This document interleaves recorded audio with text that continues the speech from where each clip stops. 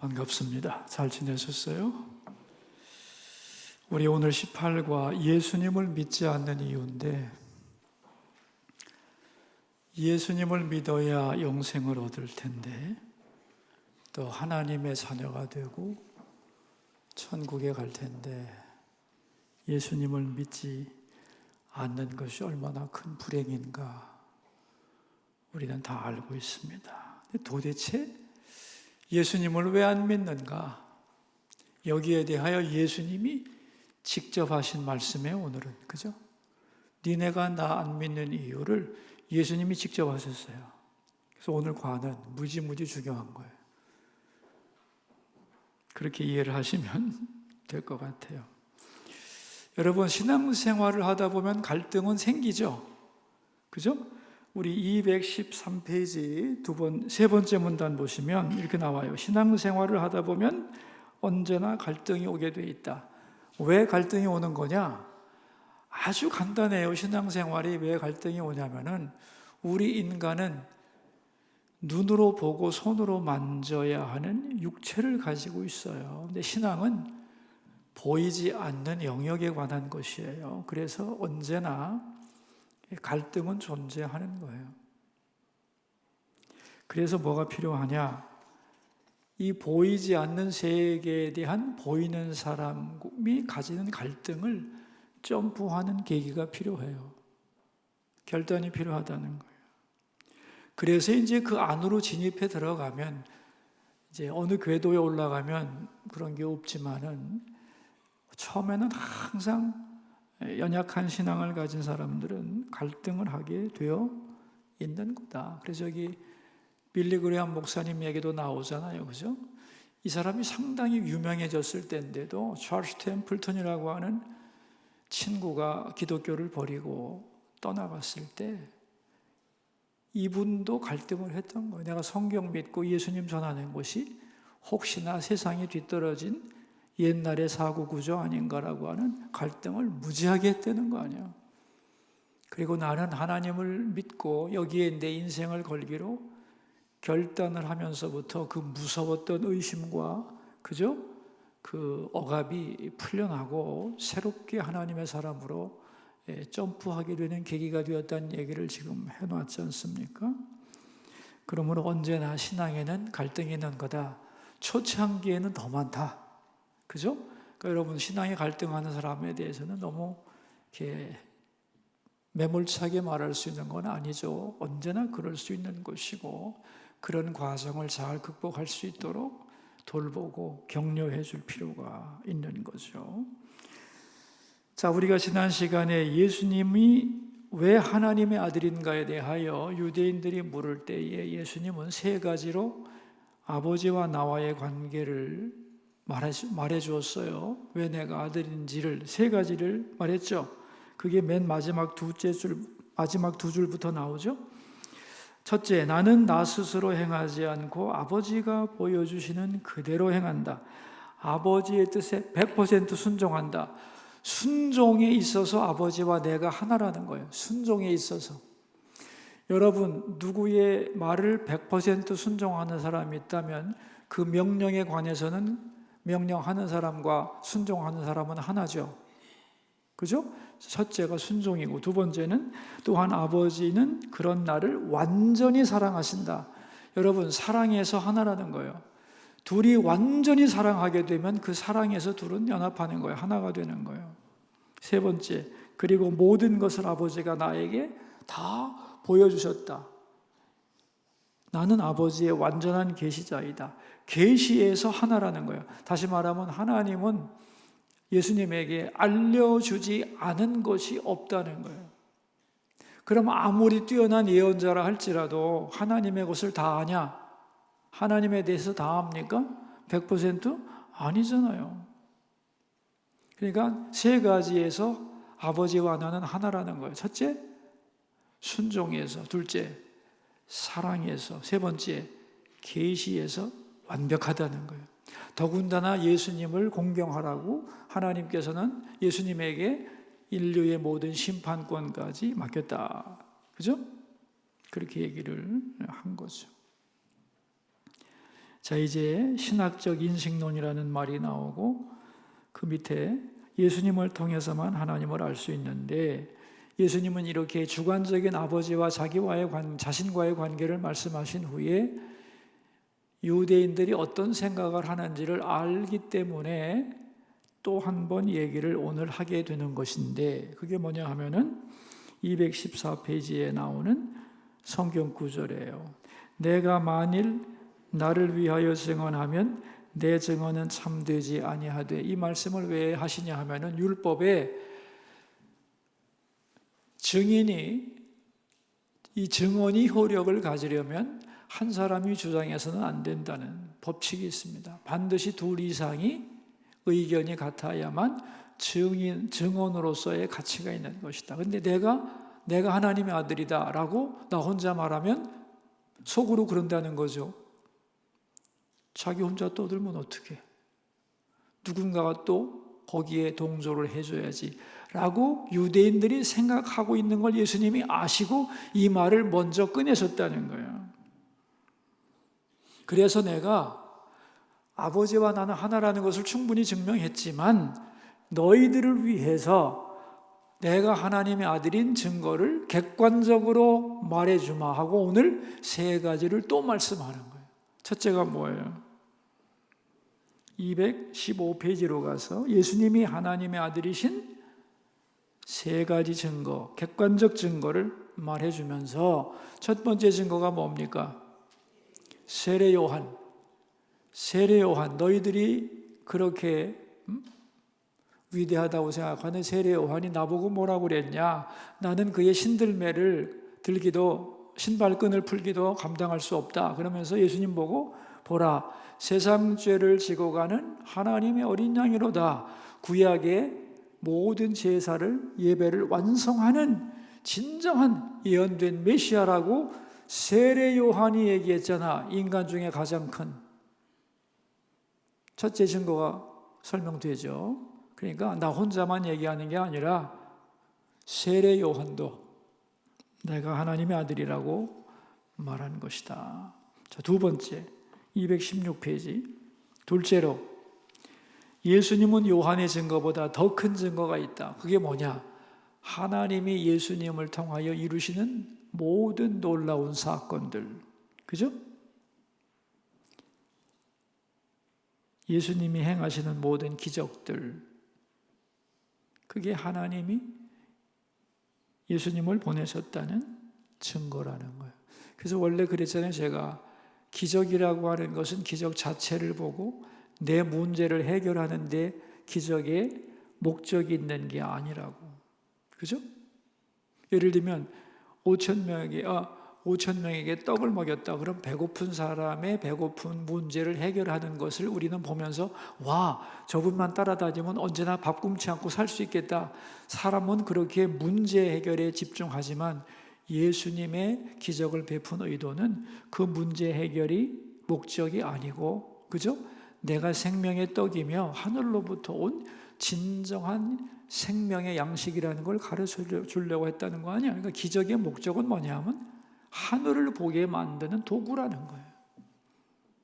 그러니까 예수님이 보여주신 모든 기적은 인간으로서는 아무도 할 수 없는 것이라고 유대인들이 모든 기적을 보면서 말을 했잖아요. 그죠? 어떤 인간이 이런 일을 할 수 있느냐 그랬잖아요. 그게 무슨 소리예요? 하나님 보내셨다는 뜻 아니에요. 그래서 내가 베푸는 역사를 보고 하나님이 나를 보내신 것을 믿을 수 있다 그랬던 거예요. 세 번째, 예수님이 하나님의 아들인 증거가 뭐예요? 성경이 내게 대하여 증언하는 거다. 창세기부터 계시록까지 다 뭘 얘기하느냐? 에?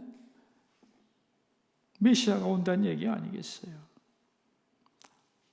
언제 어떤 방법으로 오셔서 어떻게 살고 어떻게 죽으시고 어떤 역사를 이룰 것을 우리 이사야서만 해도 그죠? 얼마나 많은 메시아에 대한 예언과 그가 고난당하실 것과 이런 거 다 얘기했잖아요. 그죠? 다윗의 시편을 봐도 그죠? 또 말라기 이런 걸 봐도 모든 예언서를 다 봐도 언제 오신다 다 얘기했잖아요. 세 가지 증거를 딱 댑니다. 이만하면 충분하다는 거예요. 자, 그런데도 다음 페이지로 가서 217페이지로 가면은, 그런데 유대인들은 세례 요한의 증거를 들었고 예수님의 기적을 보았고 사람이 베풀 수 있는 기적이 아니라는 걸 인정했으면서도, 그리고 성경을 그렇게 잘 알고 읽는다면서도 하나님의 아들임을 믿지 않았다. 자, 그럼 뭐냐는 거예요. 이거는 예수님이 하나님의 아들이라는 증거는 세고 셌다는 거예요. 근데 너희들은 왜 안 믿냐 이거예요. 그 유대인들이 예수님을 믿지 않는 이유, 오늘도 사람들이 하나님을 믿지 않는 이유, 그리고 사람과 사람 사이에도 서로 믿지 않는 세 가지 이유, 믿지 않는 이유를 가장 정확하게 예수님은 인간을 꿰뚫어 보고 말씀하신다. 첫 번째가 뭐예요? 하나님에 대한 사랑이 없기 때문이다. 이렇게 말했어요. 저는 그런 생각을 합니다. 요한이 이 예수님의 말씀을 적으면서 요점 정리를 했겠지. 예수님은 너희들 속에 하나님에 대한 사랑이 없기 때문이다. 한마디 하고 지나갔을 것 같지는 않아요. 뭔가 부연 설명을 했겠지만 요한의 기억에 의하면 핵심 주제가 그거였으니까 더 부연 설명을 안 했겠지요.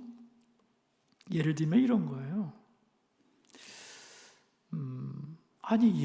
내가 하나님 사랑하는데 예수님을 안 믿으면서도 하나님을 사랑한다는 말을 할 수 있는 사람들이 많겠죠. 그죠? 그런데 그런 사람들은 어떤 하나님을 사랑하는 거냐면은 자기가 원하는 하나님을 사랑하는 것이 진정한 하나님을 사랑하는 게 아니에요. 왜냐하면 진정한 하나님은 어떤 하나님이냐면은 예수 그리스도의 아버지 하나님이에요. 여기서 속으면 안 돼. 난 예수 안 믿지만 하나님 사랑해. 이런 사람들 세고 셌습니다, 여러분. 근데 진정한 하나님이 누구냐는 거예요.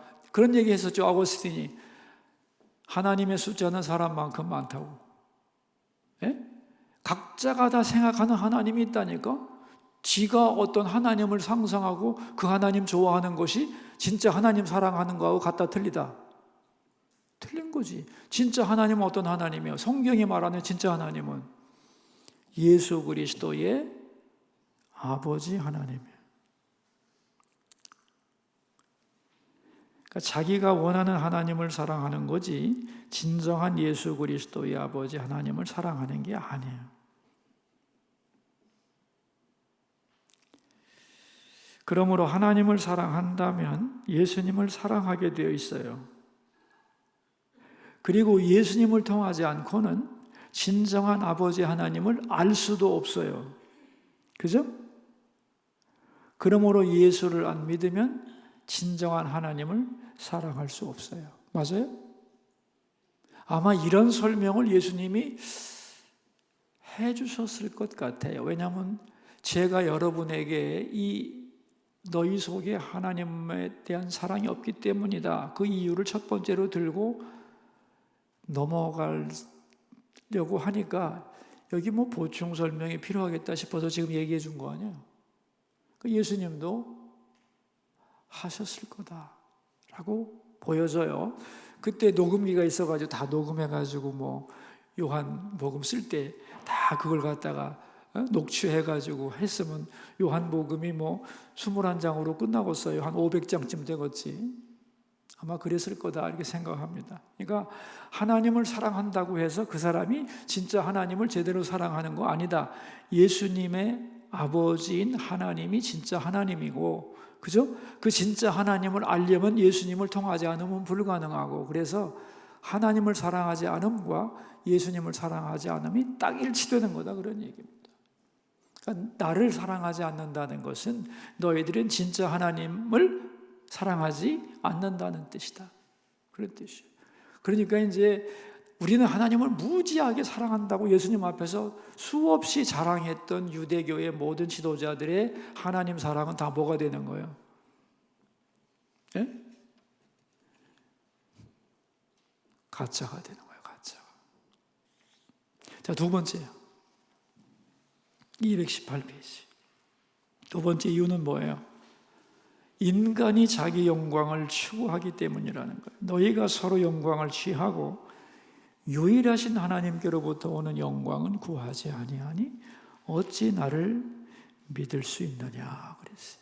여기에 대해서는 제가 설명을 해놨어요.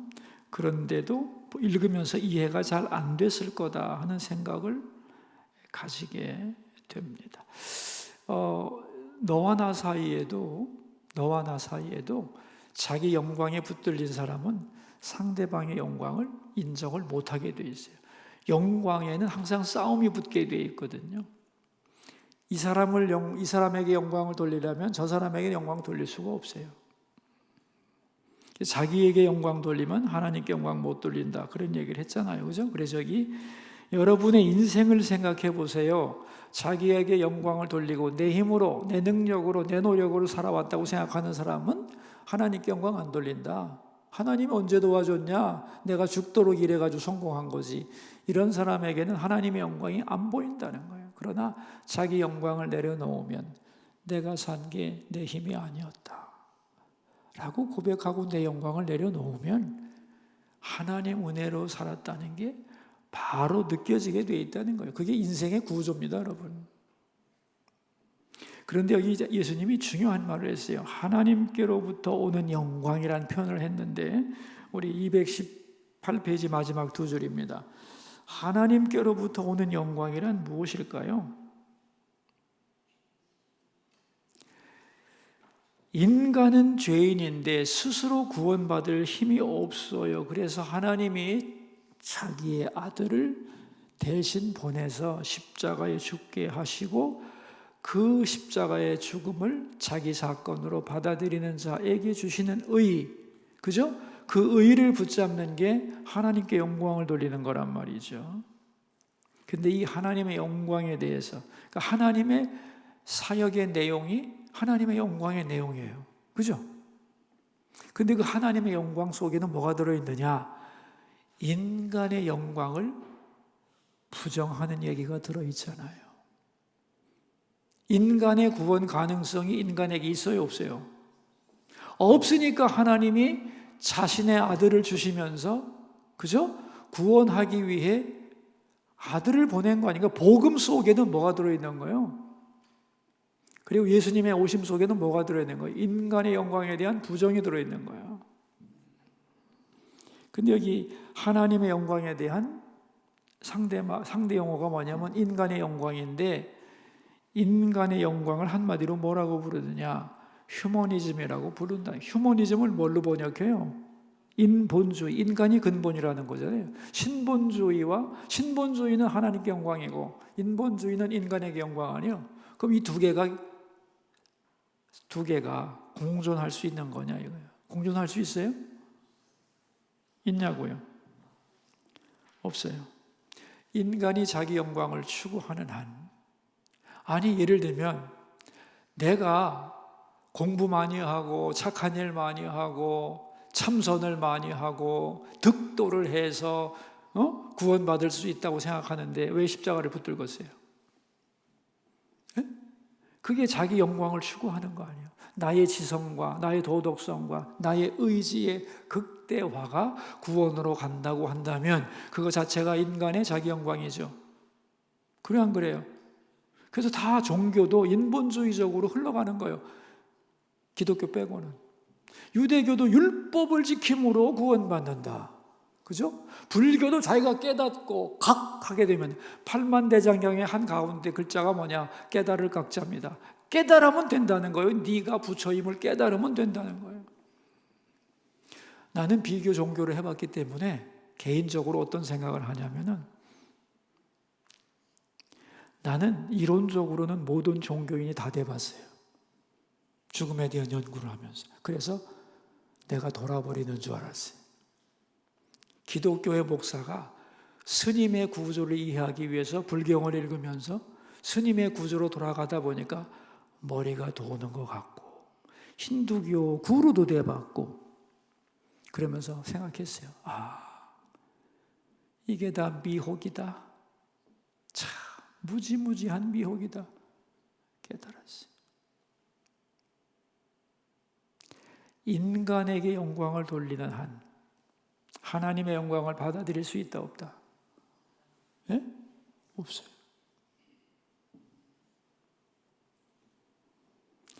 예수 그리스도를 통하여 하나님이 주시는 의를 붙잡는 게 하나님께 영광을 돌리는 건데, 그러려면 인간의 자기 영광 내려놔야 되는데, 그래서 거기 써놨잖아요, 여러분.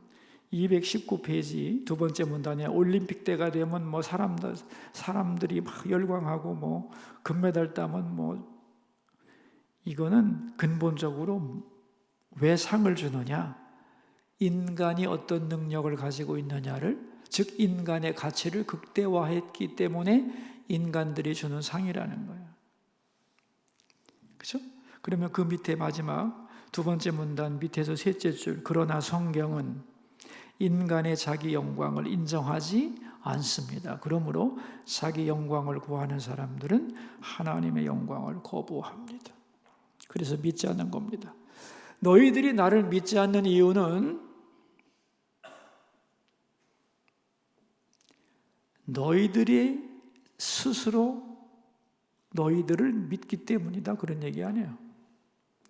나를 안 믿는 이유는 뭐냐면 너희들이 스스로를 믿는 거야. 그게 너희들이 영광을 취하는 거야. 너희들의 영광을 내려놓고 내 힘으로 안 된다 그 고백하고 예수님을 받아들여야 되는데, 안 받아들이는 이유가 뭐예요? 내 힘으로 구원받을 길이 있다고 생각하는 거예요. 자기 영광을 추구하는 거예요. 영광의 대립이다 설명하는 거예요. 자, 세 번째 이유가 220페이지 나오죠. 세 번째 이유는 모세를 믿지 않았기 때문이다. 여러분, 모세는 율법의 전달자예요. 그죠? 모세를 믿지 않았다는 건 뭐냐면 율법을 제대로 믿지 않았다는 뜻이에요. 그죠? 그런데 율법을 사랑한다면 율법을 지키려고 애를 쓰겠죠? 그래요, 안 그래요? 그럴 거예요. 율법의 내용은 그럼 뭐예요? 율법을 지키려고 하다 보면 뭘 느끼게 되어 있느냐? 율법의 목적이 뭐냐 하면은 내가 죄인이라는 것을 가르쳐 주려는 거예요. 바울이 로마서에서 쭉 얘기하잖아요. 율법이 없었으면 죄가 죄인 줄 몰랐을 거다 그러잖아요. 인간이 죄인임을 알게 하기 위하여 율법을 준 거예요. 한마디로 율법 지켜봐라 그랬잖아요. 그죠? 근데 뭐라 그랬어요? 의인은 없나니 하나도 없다. 이게 무슨 소리예요? 아무도 율법 못 지킨다는 거예요. 그래서 율법을 지키려고 애를 쓰다 보면 못 지킨다. 나는 정말 죄인이다. 이러이러한 죄를 졌기 때문에 난 죄인이라고 인정할 수밖에 없게 되어 있다. 그런 얘기입니다. 그러니까 율법을 진정으로 사랑하면 율법을 지키려고 할 거고, 율법을 지키려다 보면 내가 죄인임을 알게 될 거니까, 그러므로 이 죄를 해결할 유일한 길이 하나님의 어린 양 예수 그리스도의 십자가라는 거 알게 되고, 그죠? 그래서 율법을 제대로 사랑하고 율법을 믿는다면 구원자 예수를 믿게 돼 있다는 거예요. 그러니까 너희들은 모세를 안 믿었다. 이 말은 뭐냐면 너희들은 율법을 안 믿었다는 얘기고 율법을 사랑하지 않았다는 거예요. 그럼 무슨 소리야? 아니, 우리가 율법을 얼마나 잘 알고 있고 율법을 얼마나 사랑하는데 아침에도 외우고 저녁에도 외우고, 그죠? 신명기 뭐 쉐마 이스라엘 그 숲속에서 살아가는 사람들이 모세를 믿지 않았다고? 예수님이 볼 때는 그들은 율법을 사랑하고 지킨 것 같지만 예수님의 해석에 의하면 이런 겁니다. 너희들은 율법을 사랑한 게 아니라 너 자신을 위해 이용해 먹은 거다, 그런 얘기입니다. 자기 영광에 빠져 있고, 우리는 율법을 지켰으므로 의롭고 너희들은 못 지켰으니까 죄인들이고, 그죠? 율법을 가르치면서 뭘 했느냐? 의시되고 그걸 통하여 얻어지는 유익에 마음을 두고, 율법을 정말로 사랑한 사람들 아니야, 니네는. 율법에 편성해서 이익을 추구하고 권력을 누리고, 지금 그런 얘기를 하고 있는 겁니다. 참 예수님의 논리가 너무 정확해요. 피할 길이 없어요.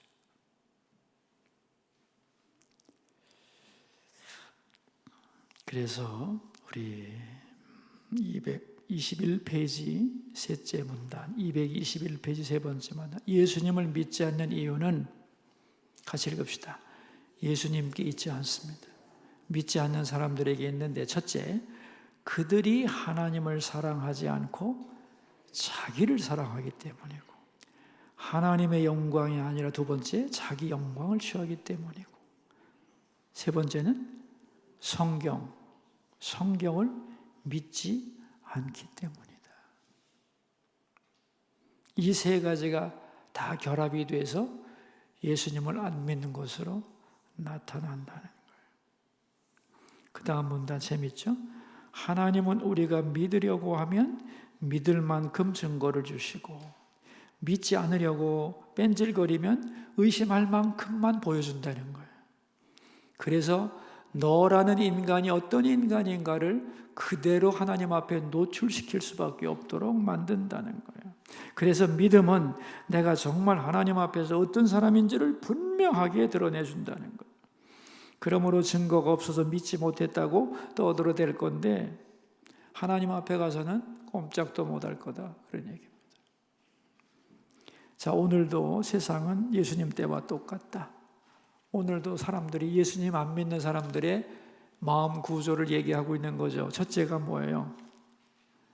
하나님을 사랑하지 않는다. 백날 사랑한다고 해도 지가 원하는 하나님 사랑하는 거지, 예수 그리스도의 아버지, 진짜 그분 하나님, 아들을 우리를 위해 십자가에 주신 그 진정한 하나님을 사랑하는 사람들이 아니라는 거예요.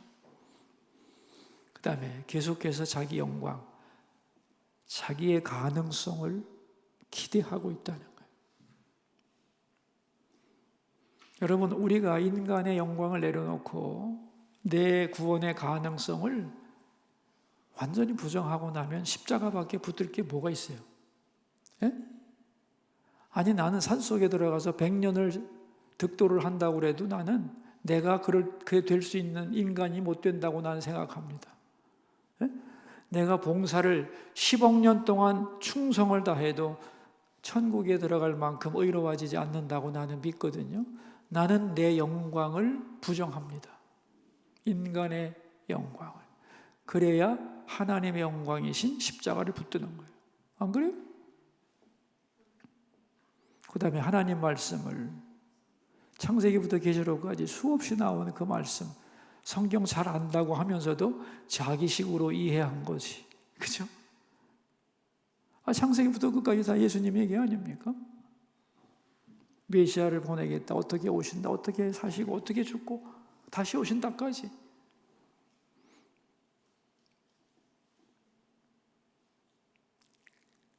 그런데 이런 사람이 또 너무 많으니 어떡하면 좋아. 그렇죠? 예. 그래서 예수 믿는 게 기적이라고 저는 생각합니다. 예수 잘 믿는 게 참 기적이고 너무 큰 은혜다 생각합니다.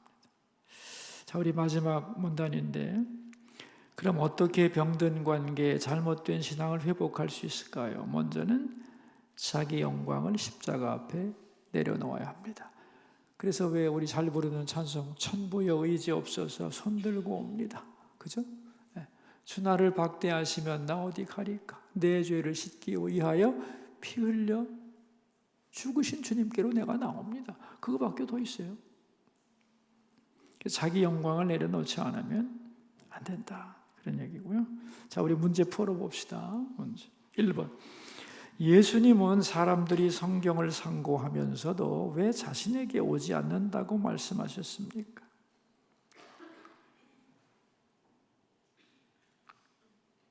(40절이) 어떤 얘기냐면 너희가 영생을 얻기 위하여 내게 오기를 원하지 아니하는도다, 그런 얘기예요.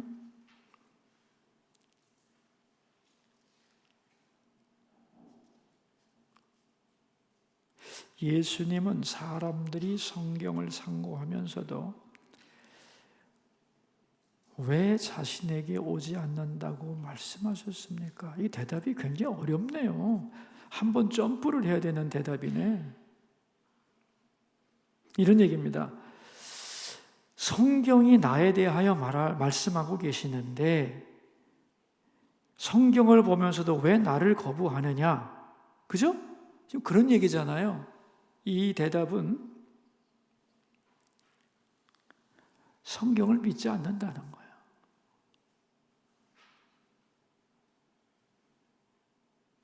너희들은 성경을 잘 알고 연구한다고 하는데 성경을 믿고 있지는 않는다는 거예요. 믿는다고 해도 내가 믿고 싶은 것만 믿지 성경 자체가 말씀하는 그 내용을 그대로 믿지 않는다는 거예요. 그러니까 성경을 보면서도 예수님 안 믿는 거지. 그죠? 대답이 이해가 됐습니까? 네.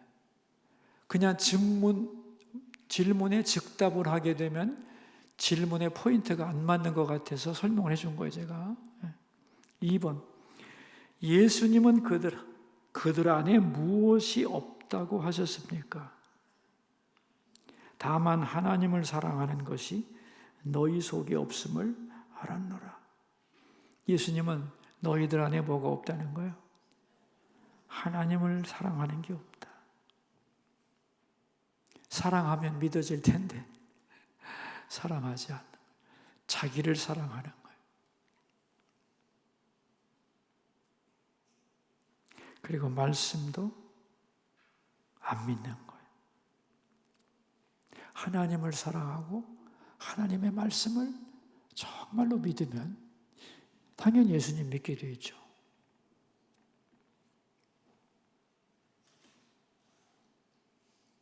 설명을 많이 했는데 이해가 잘 되었나 모르겠네요.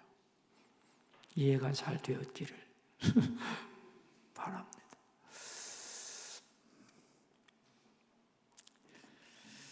그러나 예수님이 이제 날 믿지 않는 이유를 말씀은 하셨지만 안 믿는 사람을 향하여 우리가 너 그렇기 때문에 안 믿는 거지, 그게 다는 아니고 아직까지 그의 인생이 끝나지 않았기 때문에 언제 믿을지 모르죠. 그죠? 부지런히 주님을 전해야 하죠. 아무튼 오늘 이 내용은 굉장히 중요한 얘기이기 때문에 우리가 믿는 사람으로서 우리 자신의 실력을 위해서 차곡차곡 기억하고 치밀하게 이해를 해두면 좋을 것이다 생각을 합니다. 여기서 마치죠. 기도하고 마칩시다. 하나님 아버지 감사합니다. 오늘 예수님을 믿지 않는 이유가 뭔지를 예수님이 설명하신 내용을 살펴보았습니다. 증거가 없어서 못 믿는다. 다 부질없는 얘기입니다. 예수님이 정확하게 말씀하셨습니다. 예수님을 믿지 않는 자의 그 영혼의 상태와 마음의 숨은 비밀을 주님이 다 오픈시켰습니다. 주님, 이것을 넘어서 우리가 예수님을 믿게 된 것은 하나님의 놀라운 선물이요 은총임을 믿습니다. 오늘 예수님이 참 어려운 설명을 해 주셨는데 잘 받아들이고 이해하며 우리 모두가 다 예수님 잘 믿는 사람 되게 하시고, 교인이라고 다 예수님을 제대로 다 믿느냐? 그것도 아닙니다. 하나님 바라오니 우리 교인들 중에 여기 해당되는 사람 없게 해주시고 정말 예수 잘 믿는 그래서 모두 다 구원받는 성도들 되도록 도와주시옵소서. 우리 성도들 중에 예수님이 볼 때는 믿음이 아닌데 자기는 좋은 믿음 가지고 있다고 스스로 속아서 사는 사람 없도록 주님의 십자가 앞에서 깨지지 않은 사람들은 다 깨질 수 있도록, 그래서 구원의 은총을 다 누릴 수 있는 우리 수서의 성도들 되게 하옵소서. 예수님 존귀하신 이름으로 기도하옵나이다. 아멘. 감사합니다. 수고하세요.